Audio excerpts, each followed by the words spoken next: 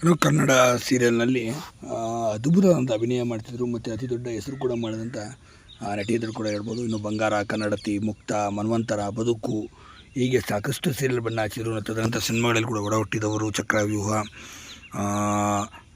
ಅನ್ನಭಾಗ್ಯ ಹೀಗೆ ಸಾಕಷ್ಟು ಸಿನಿಮಾಗಳಲ್ಲಿ ಕೂಡ ಅವರು ಅಭಿನಯಿಸಿದ್ರು. ಚಲಿಸುವ ಮೋಡಗಳು, ಮನಸ್ಸಲ್ಲ ನೀನೆ ಹೀಗೆ ಸಾಕಷ್ಟು ಸಿನಿಮಾಗಳು ಬಣ್ಣ ಹಚ್ಚಿದಂಥ ಹಿರಿಯ ನಟಿ ಅಂತಲೇ ಹೇಳ್ಬೋದು. ಪೋಷಕ ಪಾತ್ರಗಳಲ್ಲಿ ಕೂಡ ಕಾಣಿಸ್ಕೊತಿದ್ರು. ಸಿನಿಮಾದಲ್ಲಿ ತಿಂಗ್ಯಾ ಪಾತ್ರದಲ್ಲಿ ಹಿರಿಯ ನಟರೊಂದಿಗೆ ಸ್ಕ್ರೀನ್ ಶೇರ್ ಮಾಡಿದಂಥ ಶೈಲಜಾ ಅವರು ಇದೀಗ ಕೊನೆಯುಸಿರೆಳೆದಿದ್ದಾರೆ. ಇನ್ನು ಶ್ರೀಶೈಲ ಅವರು ಇದೀಗ ಕೊನೆಯುಸಿರೆಳೆದಂಥದ್ದು. ಅವರಿಗೆ 73 ವರ್ಷ ವಯಸ್ಸಾಗಿದ್ದು. ವಯಸ್ಸಾದ ಕಾಯಿಲೆ ಮತ್ತು ತೀವ್ರವಾದ ಅನಾರೋಗ್ಯದಿಂದ ಇವರು ಬಳಲುತ್ತಿದ್ದರು ಅನ್ನೋ ಮಾಹಿತಿಗೆ ಸದ್ಯಕ್ಕೆ ಬರ್ತಿರೋದು. ತೀವ್ರವಾದ ಅನಾರೋಗ್ಯದಿಂದ ಬಳಲುತ್ತಿದ್ದಂಥ ಇವರು ಇದೀಗ ಕೊನೆಯುಸಿರೆಳೆದಿದ್ದಾರೆ ಎಂಬ ಮಾಹಿತಿಗೆ ಬಂದಿರೋದು.